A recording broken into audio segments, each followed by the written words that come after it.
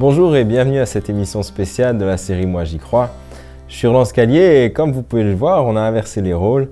Aujourd'hui, c'est donc à mon tour d'accueillir en studio Gabrielle Ruitaille. Gabrielle, bonjour. Bonjour Roland. Merci d'être avec nous aujourd'hui. Ça me fait plaisir. Gabrielle, on vient d'achever une série de 23 émissions sur les enseignements fondamentaux de la parole de Dieu. On a beaucoup parlé de la relation personnelle avec Dieu, de l'importance d'établir cette relation avec lui. On a parlé de beaucoup de choses qu'on devait appliquer dans nos vies. Aujourd'hui, j'aimerais que tu partages avec nous comment tu as rencontré Jésus. Comment tu as appliqué dans ta vie tous les principes dont on a longuement parlé dans toutes ces émissions. Oui, en fait, je pense que c'est important pour nous les chrétiens de partager notre témoignage, de partager notre expérience avec Dieu, avec la parole de Dieu, parce qu'en fait, ça rend notre expérience encore plus vraie. On se rend compte que la Bible, c'est pas un ensemble de contes de fées ou de belles histoires avec une leçon à la fin, mais que c'est un livre vivant qu'on peut encore appliquer aujourd'hui dans chacune de nos vies. Donc oui, avec plaisir, je vais partager mon témoignage avec vous. Merci. Donc pour commencer, est-ce que tu pourrais nous parler un peu de comment tu as grandi? Oui, je viens d'une petite ville des Hautes-Laurentides qui s'appelle Mont-Laurier. J'ai habité là jusqu'à environ 13 ans. Ensuite de ça, je suis déménagée avec ma famille à Saint-Jérôme, où j'ai vécu pour toute mon adolescence. Puis ensuite, j'ai quitté pour Montréal pour mes études, puis ça fait maintenant 8 ans que j'habite à Montréal. Sinon, j'ai une sœur qui a 4 ans et demi de plus que moi, Marie-Michel Robitaille, on va en parler un peu plus tard. D'accord. Puis, en fait, notre famille on est une famille typiquement québécoise, catholique, non pratiquante. Donc, beaucoup de valeurs sont enseignées dans la famille, mais ces valeurs-là, aucun lien avec la chrétienté, avec l'Église. Donc, tout ce qui est religieux, tout ce qui est Jésus, n'a aucun lien avec ce qui est enseigné dans la maison. D'accord. Et quel genre de personne est-ce que tu étais à ce moment-là? En fait, j'étais une personne qu'on dit une bonne personne selon le standard de la société, mais selon les standards de Dieu, c'est un peu différent. J'aimais faire la fête, mais en fait, un peu comme quand on enseigne dans la société, quand l'éducation va, tout va. Donc, ça allait. Mais évidemment, quand j'ai commencé à rencontrer Dieu, je me suis rendu compte qu'il y avait des choses à changer. Mais sinon, c'est difficile de me rappeler si vraiment je croyais en Dieu. En fait, je pense que je croyais en Dieu sans le connaître. Je priais parfois, mais sans vraiment savoir à qui je parlais. Je me souviens où il y a plusieurs moments où j'étais dans des situations difficiles où je me disais, il y a une seule solution, c'est de parler ou de me tourner vers quelque chose qui est plus grand que moi. Mais c'est qui cette personne ou c'est quoi cette personne qui est plus grande que moi, je sais pas. Donc c'est comme si tu étais consciente qu'il y avait un être supérieur, ouais, mais tu savais pas tellement à quoi ça correspondait. Exactement. Puis oui, je me posais des questions là-dessus. Est-ce qu'il y a un Dieu? D'où je viens? Qu'est-ce qui arrive après la mort, par exemple? Mais je me disais que c'est comme si on pouvait pas le savoir. C'était pas quelque chose qui était accessible pour nous, les humains. Donc, je me disais, il vaut mieux pas me poser trop de questions là-dessus. Puis j'avais jamais même pensé que la Bible pouvait répondre à ces questions-là. Donc, plutôt que d'essayer d'y répondre, autant les ignorer, ces questions-là, puis la vie continue. Ouais, c'était pas mal ça. OK. Et comment est-ce que tu as appris à connaître Jésus? En fait, vers la fin de mon adolescence, ma sœur a commencé à aller à l'église adventiste du 7e jour. Elle avait rencontré un jeune homme qui était adventiste, puis avec les mois, elle avait commencé à y aller elle aussi. Puis, elle nous parlait pas beaucoup de son église, de ce à quoi elle croyait, mais on savait qu'elle allait à l'église le samedi. Puis, mais il y a une chose qui m'avait vraiment marquée. En fait, c'est son changement de caractère. Avant que ma sœur commence à aller à l'église, elle était une personne difficile à vivre, avec un caractère fort, pas beaucoup de patience. C'était toujours difficile de vivre avec elle. Puis moi, qui étais complètement l'opposé, qui fuyais la chicane comme la peste, des fois, c'était pas facile de vivre avec elle. Mais quand elle a commencé à aller à l'église, on voyait un changement drastique. On voyait qu'elle n'était plus la même personne. On voyait qu'elle devenait patiente, qu'elle devenait douce, puis beaucoup plus facile à vivre. Donc ça, c'était déjà une influence positive. J'ai déjà vu qu'il y avait quelque chose de positif dans ce que l'Église avait donné à ma sœur. Donc, même sans cet arrière-plan religieux, je dirais, tu as quand même réussi à faire le lien entre la vie d'église de ta sœur et les changements positifs qui étaient opérés dans son caractère. Oui, absolument, parce que le changement était flagrant. Puis, quelques années plus tard, j'étais maintenant au cégep, j'avais environ vers ma 2e ou 3e année de cégep. Moi et ma sœur, on a aménagé ensemble. Puis, je pense qu'elle faisait souvent exprès. Elle écoutait souvent des présentations bibliques quand on était dans la même pièce. Puis évidemment, ça suscitait des discussions. Je voulais savoir des choses sur ce à quoi elle croyait. Ça m'intéressait quand même. Puis on a eu souvent des discussions, puis je trouvais ça intéressant. Parce que ce qu'elle me racontait, ce qu'elle m'expliquait, c'était toujours différent de ce que moi j'avais appris quand j'étais plus jeune, avec lesquels je n'étais pas vraiment d'accord. Et est-ce que tu as des exemples? Oui, par exemple, l'autorité des dirigeants dans l'Église qui n'avait pas vraiment de sens pour moi. En fait, je trouvais pas ça normal qu'une personne puisse juger quelqu'un de ses péchés ou qu'il puisse lui dire quoi faire dans une situation donnée. Je te donne un exemple. Oui. Mes grands-parents ont eu 8 enfants. Chaque fois qu'ils voulaient en faire baptiser un à l'Église, on leur disait toujours « Non, le prénom que tu as choisi, il n'est pas bon, son prénom, ça va être ça. » Donc, c'est un exemple c'est un détail, mais je trouve pas ça normal quand même qu'une personne ne peut pas avoir le choix du prénom qu'il donne à ses enfants. Non, bien sûr. Ce qui m'a aussi attirée vers les enseignements de la Bible, puis ce que je trouve intéressant de la foi adventiste de ma sœur, c'est qu'elle m'expliquait que tout est basé sur la Bible.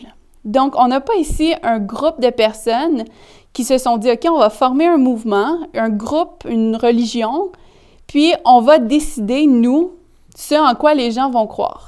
Donc, on va s'enrichir, on va décider qu'est-ce qu'on enseigne selon nos propres besoins, selon ce qui nous plaît. Faire notre affaire pour nos propres intérêts, finalement. Oui, c'est ça, exactement. Mais non, ici, elle m'expliquait que c'était un groupe qui avait découvert la Bible comme étant la parole de Dieu, puis que ça nous plaise ou non, c'est ça qu'on va suivre. Donc, c'est pas selon mon propre intérêt, mais celui de Dieu. Donc, on suit Dieu coûte que coûte. Donc, ça m'avait intéressé. C'était donc bien différent de ce que tu avais l'habitude d'entendre. Oui, absolument. Et c'est donc ces discussions avec ta sœur qui t'ont finalement emmené à connaître les enseignements de la parole de Dieu? Oui, mais ça a été un peu plus compliqué que ça. Okay. En fait, j'avais un ami aussi au cégep qui était adventiste. Il m'avait pas beaucoup parlé de sa foi ou parlé de ses croyances, mais il m'avait dit une chose. Jésus revient bientôt. Sans autres détails, sans me dire d'où ça venait, rien, juste Jésus revient bientôt.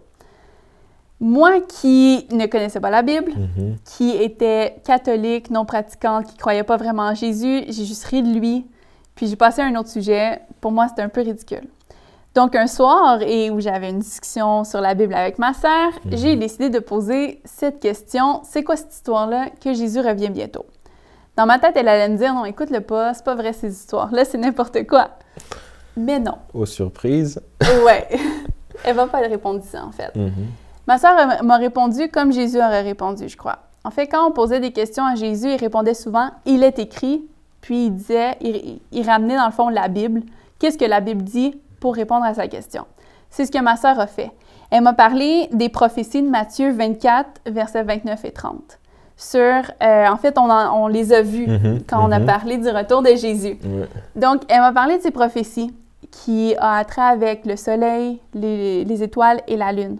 Puis elle m'a expliqué que ces prophéties-là qui amenaient le retour de Jésus, s'étaient déjà réalisées. Et moi qui n'avais jamais entendu quelque chose comme ça, que la Bible avait fait des prédictions, j'ai trouvé ça vraiment intéressant, puis je me suis dit, si la Bible a prédit des choses qui se sont réalisées, c'est que ça doit être vrai. Mais au lieu de me dire « Wow, je veux en savoir plus parce que c'est vraiment excitant », j'ai eu peur, puis j'ai juste décidé de fermer toutes les portes. J'ai dit, je ne veux plus jamais entendre parler de ça, parle-moi-en plus. Ma sœur était un petit peu tourmentée, elle se disait, oh non, qu'est-ce que je viens de dire? Est-ce que j'en ai trop dit? Est-ce que je suis allée trop loin? Mais elle a fait la meilleure chose à ce moment-là. Elle m'a respectée, elle a arrêté de m'en parler, mais elle a beaucoup prié pour moi. Puis, elle a demandé à ses amis également de prier pour moi. Donc, j'avais plusieurs personnes qui priaient pour moi, qui connaissaient toute mon histoire sans même que je le sache. Puis, ces prières-là ont fait en sorte que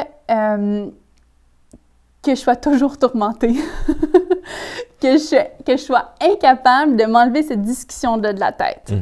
En fait, ma sœur avait oublié un détail. Elle ne m'avait pas dit qu'il y avait encore d'autres prophéties qu'on devait attendre avant le retour de Jésus. Alors pourtant, dans ta tête, Jésus pourrait revenir genre là, n'importe quand. Non? Exactement, ça pouvait arriver en plein milieu de notre émission. OK. Donc, à chaque fois que je voyais quelque chose d'un peu anormal, par exemple dans le métro, dans l'autobus ou à l'école ou n'importe où, bien là, c'était la panique. Dieu revient, c'est le retour de Jésus, c'est la fin du monde, puis je suis pas prête. Donc, j'avais toujours ça en tête.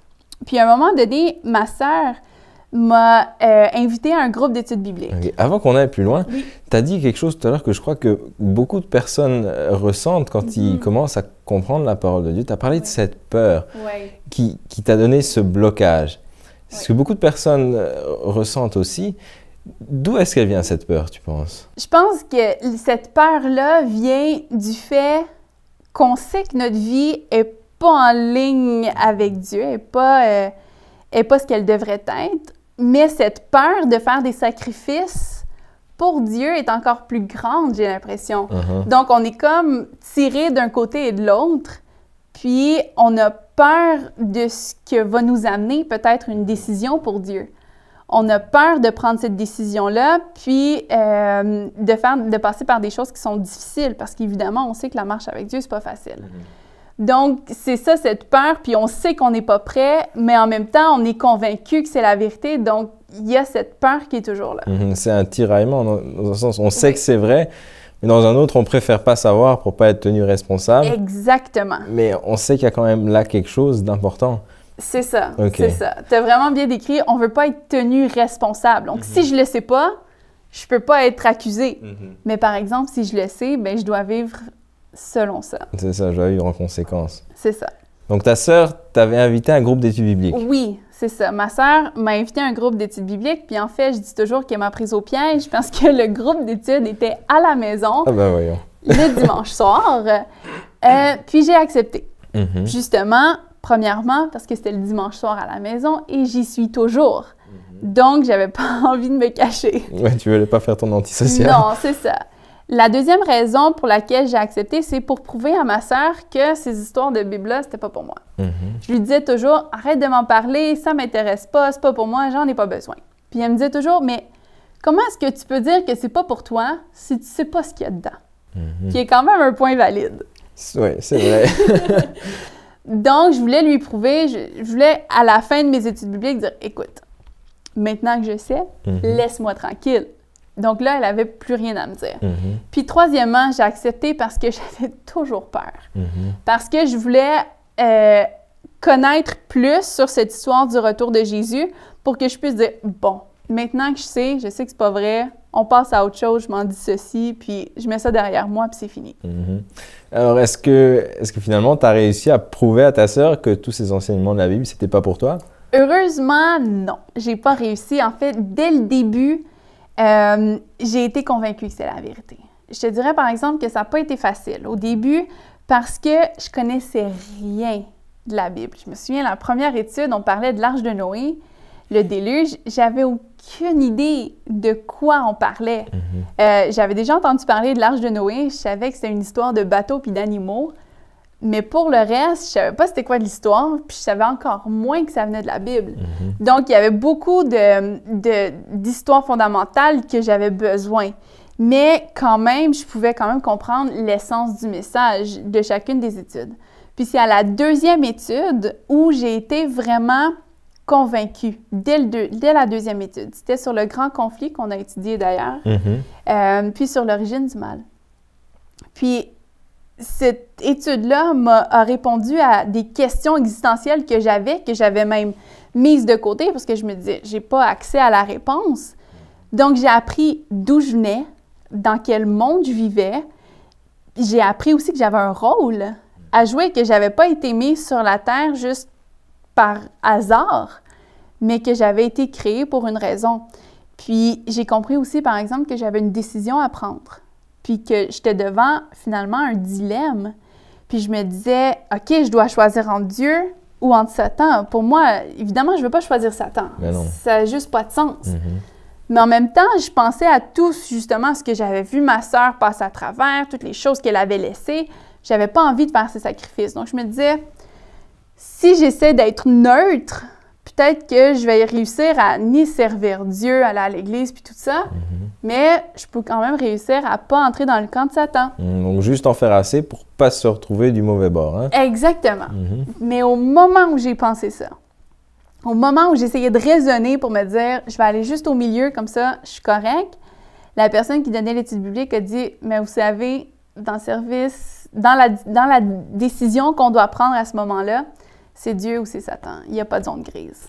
Ouch! Ouch, oui. Ah. Donc, ça a fait mal. Donc, là, j'étais vraiment devant le dilemme absolu. Il faut que je choisisse. Pour moi, la décision a été facile à prendre. L'application est un petit peu plus difficile. Mais j'ai choisi Dieu. Puis ce soir-là, je me souviens toujours, en allant me coucher, j'ai dit à Dieu, j'ai aucune idée où je m'en vais avec ça, mais je suis convaincue que c'est la vérité, d'après ce que j'ai étudié ce soir.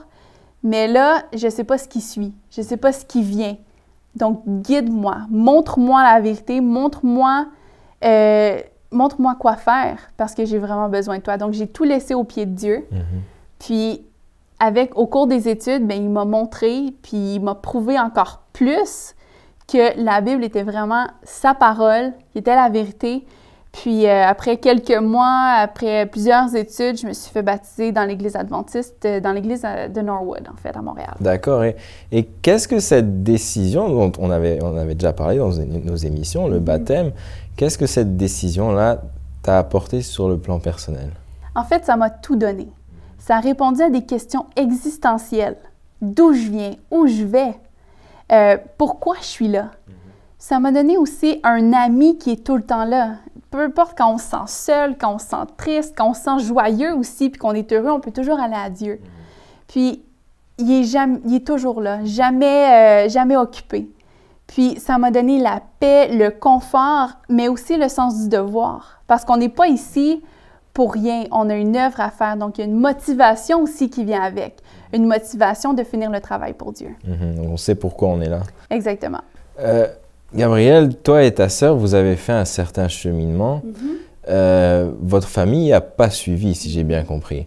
On entend parfois des histoires où ça peut même se passer parfois très mal avec la famille. Est-ce que ça a été ton cas? En fait, ça n'a pas été facile. Mais avant, par exemple, je tiens à dire que j'ai vraiment une famille extraordinaire. Je ne parle pas seulement de mes parents, de ma sœur, mais je parle vraiment de mes oncles, mes tantes, des gens généreux qui ont tout à donner, qui sont vraiment des personnes géniales individuellement. Puis, mais non, ça n'a pas été facile.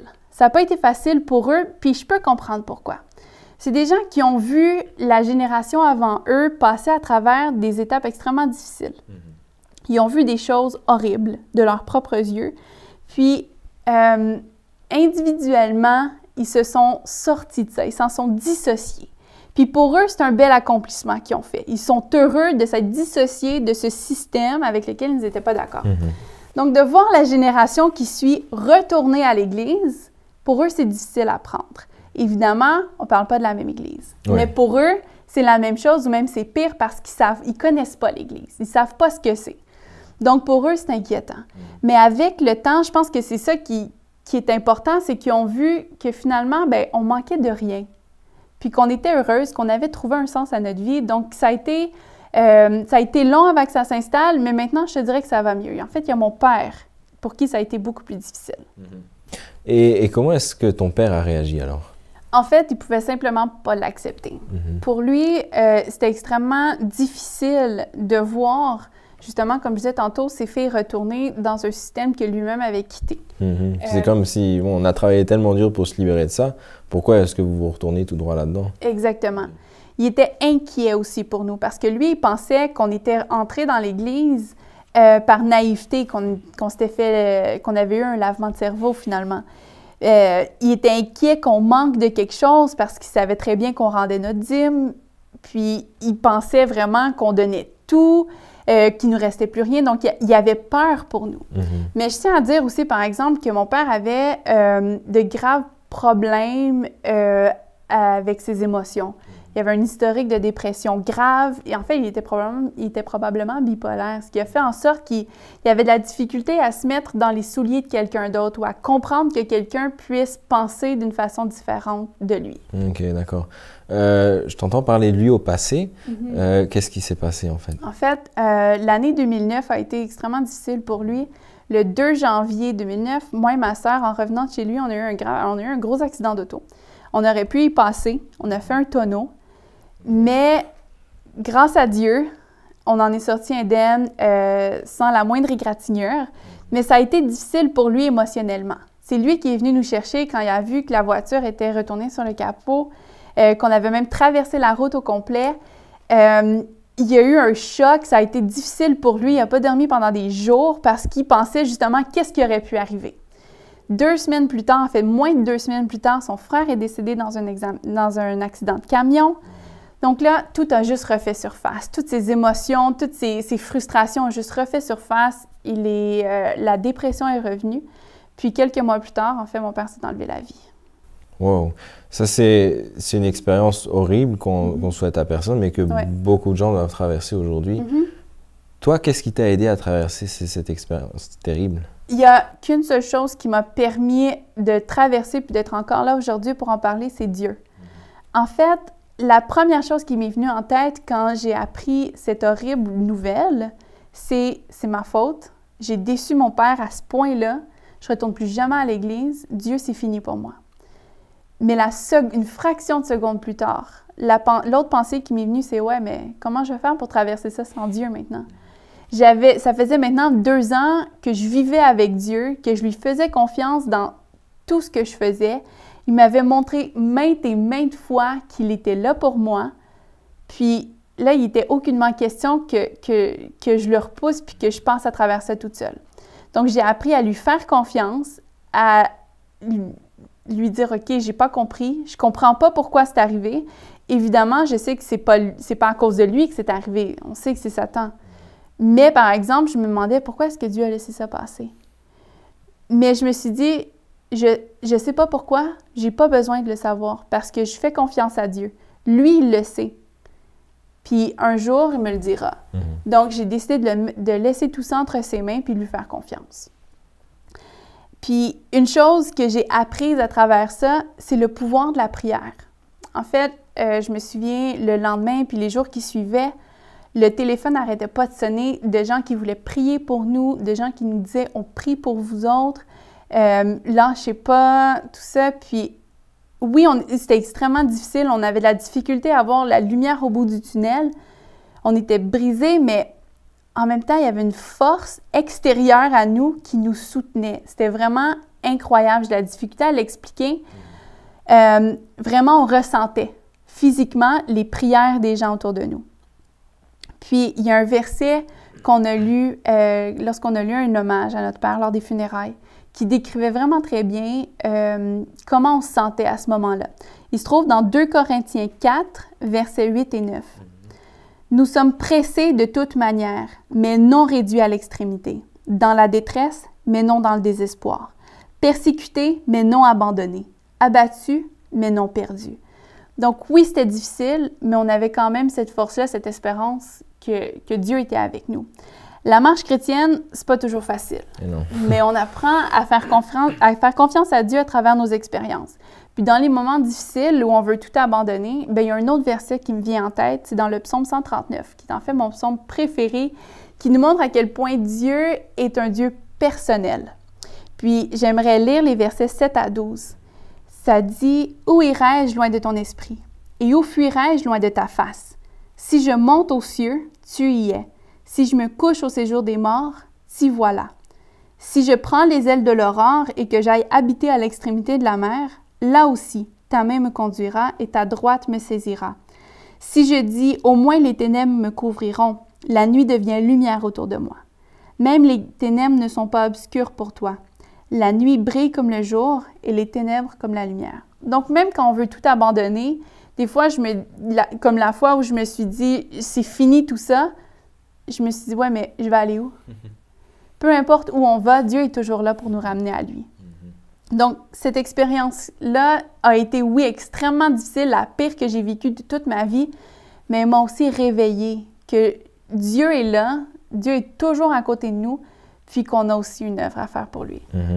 Donc, même dans les expériences les plus terribles de la vie, Dieu nous appelle quand même à mieux le servir et à nous rapprocher de lui. Oui, absolument. C'est assez incroyable. Maintenant, tu es chrétienne depuis environ 5 ans. Où est-ce que tu en es dans ta marche avec Dieu? Bien, évidemment, il y a toujours des hauts, des bas. Il y a des jours où ça va mieux que d'autres. Mais la marche spirituelle, c'est pas on marche puis à un moment donné, pouf, on est arrivé. En fait, il n'y a pas de point d'arrivée. Le point d'arrivée, c'est le retour de Jésus. Donc, on essaie toujours de grandir. Il y a toujours des nouvelles choses qu'on apprend avec Dieu. Puis j'ai réalisé que c'est vraiment par la prière, par la lecture de sa parole, qu'on peut arriver à cet accomplissement-là, à grandir avec Dieu. Gabrielle, pendant la série Moi j'y crois, on a mentionné plusieurs fois que tu es enseignante au secondaire. Est-ce que Dieu t'aide aussi dans ce domaine? Oh que oui! En fait, Dieu nous aide dans tous les domaines de notre vie, je pense. Mais oui, en fait, ça fait un peu plus d'1 an maintenant que je suis enseignante. Puis je me souviens que dans la fin de mes études, en fait, je commençais vraiment à être stressée. S'il n'y avait plus d'histoire de Maman va m'aider ou les prêts et bourses vont rentrer, là, je devais pourvoir à mes propres besoins, trouver un emploi, travailler. Puis Dieu a fait en sorte que même avant la fin de mes études, j'avais déjà un emploi. Puis même après, un contrat se terminait, l'autre commençait. Dieu a vraiment toujours ouvert les portes de façon incroyable. Puis Dieu est toujours avec moi aussi en salle de classe. À chaque fois que quelqu'un me demande qu'est-ce que je fais dans la vie, puis que je réponds, je suis enseignante au secondaire dans une école publique, les gens vraiment pensent que je suis un petit peu folle.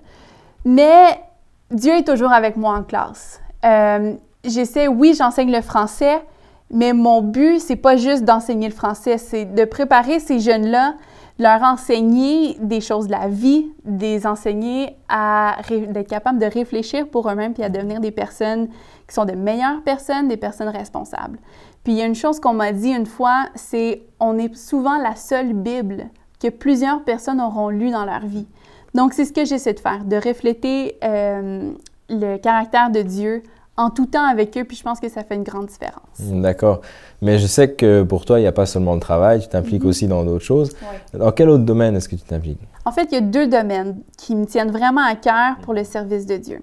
Il y a les jeunes. Oui, je travaille avec les jeunes au travail, mais je travaille aussi beaucoup avec les jeunes de l'Église. En fait, je suis directrice de la jeunesse de mon Église à Norwood, où pour moi, c'est important de travailler avec eux, puis de les préparer aussi à devenir des chrétiens pour eux-mêmes, qui ne servent pas juste ou qui ne croient pas juste au Dieu de papa et maman.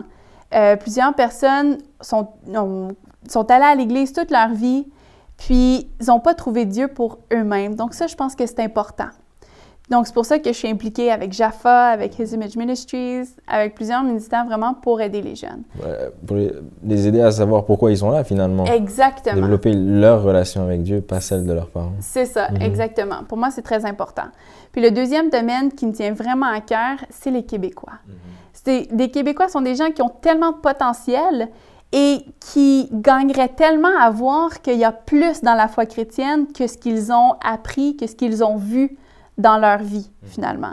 Puis, pour moi, c'est vraiment un rêve ou vraiment quelque chose qui me tient à cœur de les voir étudier la Bible pour eux-mêmes. En fait, j'aimerais tellement voir ma famille découvrir tout ce que j'ai découvert, puis de les voir accepter Dieu pour qui il est, puis pas juste pour ce qu'ils ont appris durant leur vie, finalement. Gabrielle, j'ai trouvé ton témoignage très touchant. Merci beaucoup de l'avoir partagé avec nous aujourd'hui. Ça fait plaisir. Je trouve toujours encourageant d'entendre ce que Dieu fait dans la vie d'autres personnes. Vous pensez peut-être, mais Dieu n'a rien fait pour moi, j'ai pas d'histoire à raconter. On a tous une histoire, mais chacun a une histoire différente. Et je vous encourage à vous laisser guider et à développer une relation personnelle avec Dieu, à le laisser écrire votre propre histoire. Et je peux vous garantir que vous n'êtes pas au bout de vos surprises.